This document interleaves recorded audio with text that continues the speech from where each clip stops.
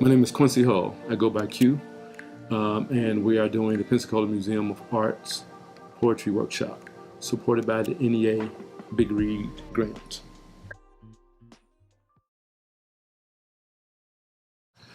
For me, poetry is the language of imagination. That's what I like to call it. It's the language of imagination because that's what I think artists use when they create a poem. You take some realism, but you also use some imagination to kind of, as the filler, to kind of help. You can, but I don't want, as an artist, I don't want to just talk about my reality. I want to bring some imagination into it. I want to use what's going on in my head to kind of help form that poem, to bridge between my reality and my imagination. If they've been given what poetry is by people who I like to say, own it and think that it's theirs because maybe they went to school and got a degree in creative writing or something, or an English professor or something of that sort. They usually define it by their culture. And to me, I think that's kind of a small way of giving somebody a introduction to what poetry really is. I think for me, if it's the language of imagination, imagination spans all cultures. It's just you using whether you're a young boy in Dubai or a young woman in, I guess, some part of Russia. It's your imagination, and it shouldn't be put into a box because I think that goes outside of what poetry really is. If you put it into a box, now it's not poetry no more. Now it's something inside of a box.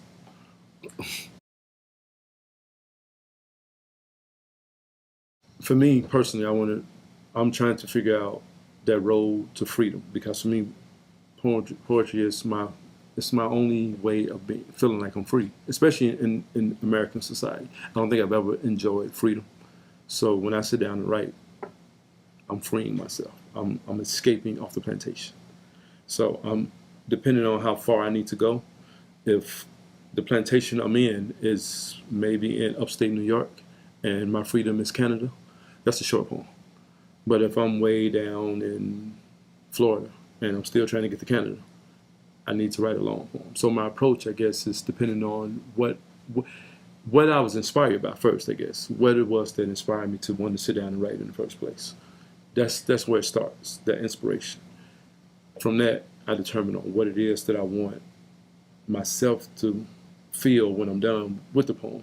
And if I'm going to share it, what I want that audience to get from that. I have many ways of writing. I usually write at night first. I like to wait till the city sleeps, and that's when I write. I collect all my data from the day. I hold on to it, and then when everybody else is asleep and when the city is settled, that's when I sit down and I create.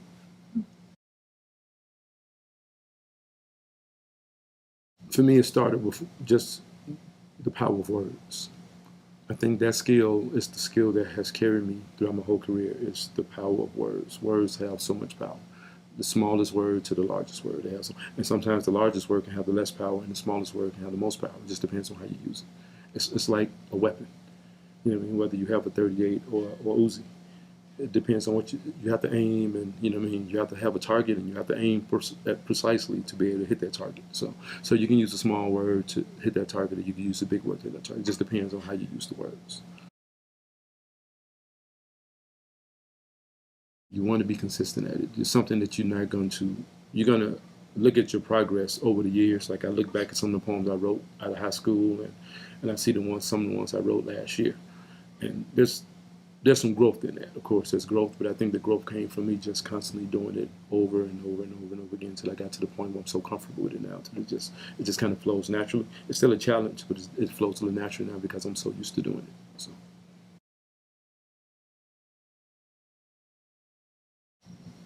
For me, I guess as a child, if I'm going to be honest, it started with what they gave me. And they gave me Edgar Allan Poe. He was one of the guys that Telltale Heart's still one of my favorite stories.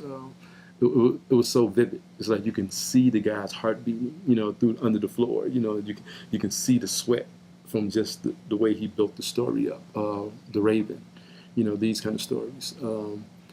Later on, once I got into, I guess, third, fourth grade, I was introduced to the Harlem Renaissance. So many poets from the Harlem Renaissance. I can name so many. Langston Hughes, of course. Thinking of the woman from Florida, Zora Neale Hurston. Yes, Zora Neale Hurston. I'll be mad at myself if I couldn't come up with that. But she did Their Eyes Were Watching God, The Last Poets, Mr. Gil Scott, Hakeem Matabuti. He was Leroy Jones, and he changed his name to Mira Baraka. These are some of my favorites. Of course, Gwendolyn Brooks, Maya Angelou. I can go on and on with who's some of my favorites, who I draw inspiration from. I also draw inspiration from hip hop because I consider hip hop to be poetry's son, daughter, whichever one you want to call it. So, because it went from standing on the corner saying poems with a drum to being more rhythmic with it and taking that drum and turning it into a drum machine and adding more flow and delivery and a faster pace to it. But it's basically it's a poem with just music behind it. So I call it poetry in motion. So hip hop is poetry in motion. I believe that if you, when you read a book, you should know the history of the author. If you want to understand the book, you need to understand the person who wrote it. So I think you should, I guess, kind of be in tune or try to gravitate to that person's life as much as you can, at least what inspired. I know Edgar Allan Poe was orphaned. He was brought into a family of wealth, but he rebelled against that. And I think he was found on the side of the road, inebriated and died later from that. So he did it his way. So I think that's important to know that, if I just would have read his poems and know that he was orphaned, and that's all the story they gave me, and I know that he rebelled against that. I don't want that privilege. I'm gonna do it my way. I think that's what made me respect him more, is that he did it his way. I think that's, as artists, we do that. We want to do it our way. Of course, in my own story, I'm sure some people had ideas and wanted me to go off to college and get a degree, and so I just want to write. I just want to write. You know what I mean? I just want to. It's kind of like a security guard. I think poets, we observe and report.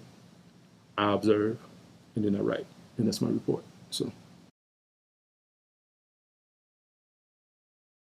well, thank you for giving me this book. First of all, it actually supplied new inspiration for me, and a poem that I gravitated to immediately. And I read the whole book in one day. Actually, I was able to read the whole book in one day, which shows how, to me, a poetry book is really good when you can read it in one day, when you can do it in one sitting. And I was able to do it in one sitting, which is it's a pretty nice sized book.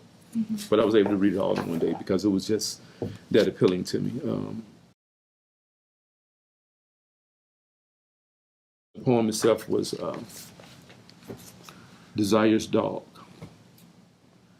I was Desire's dog. I ate when I was fed. I did what I was told. I knew how to sit, stand, and roll over on command. Then I was petted. I was made whole. Even when I dreamed a chain around my neck.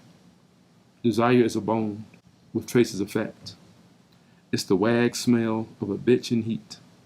It's that pinched hit at the end of a beat. It's a stick thrown into the rabbit's chase. I lay at the feet of desire for years.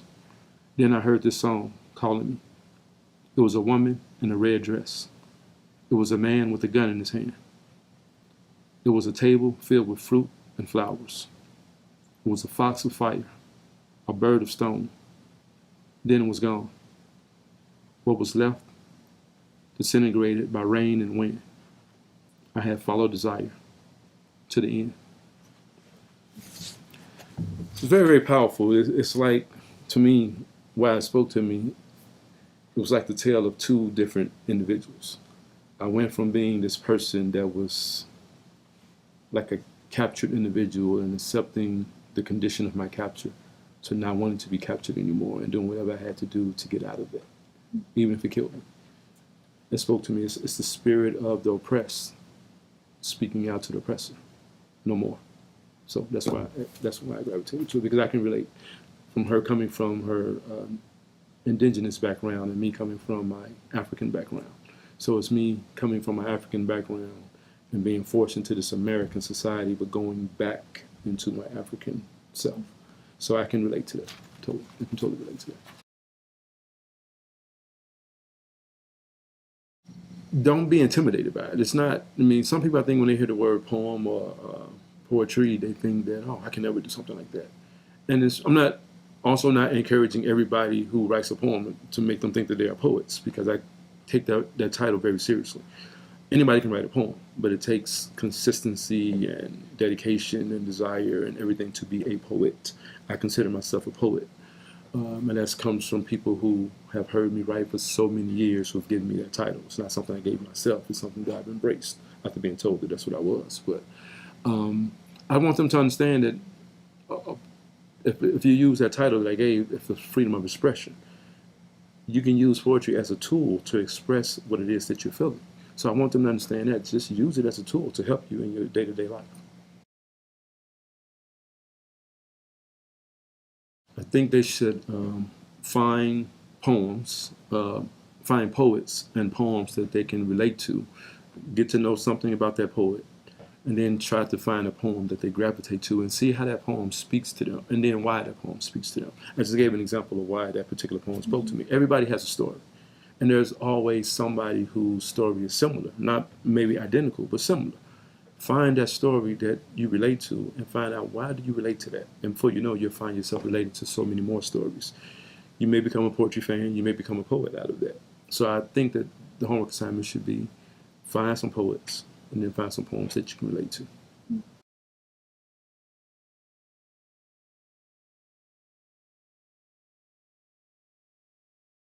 I think we should start with, I mean, just to show how you can grow with it, I think we can keep it small, and I think we should start with probably haiku. I think haiku would be a good place to start. And simply for those who don't know, haiku is just a Japanese writing style using 17 syllables. I want to be clear when I say 17 syllables. Not words, but 17 syllables. 5 syllables on the first line, 7 syllables on the second line, and 5 syllables on the third line. For an example, my t-shirt. Let's read my t-shirt together. This question comes up in my life all the time. Are you on Facebook? That was the question. I get it all the time. Here's my answer. No, not on Facebook. But there's a book in my face. Can we still be friends? That's 575. So I took that question that I always get and I turned it into an answer, and then that answer turned into a haiku, which turned into actually a business. I print these on t-shirts and I sell the t-shirts for people. I call it my no technology or my technology series. I'm not a fan of technology. So the next one is send me an email. No, why don't I just call you? I'd rather talk. So these are my series on technology. Let's just get back to some. Since haikus were written for in nature, I want to go back to nature.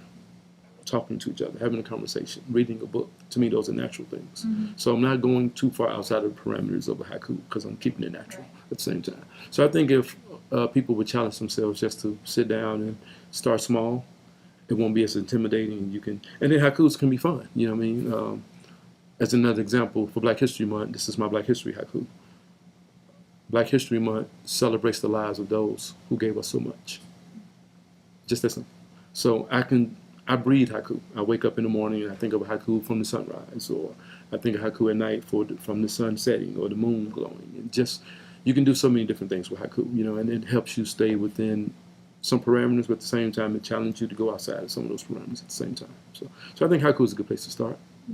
Well, that was lesson 1. Hopefully you all enjoy lesson 1, and we're going to go right into lesson 2 of this poetry workshop, and just follow along, and I think that you'll gain something at the end of this before it's all over.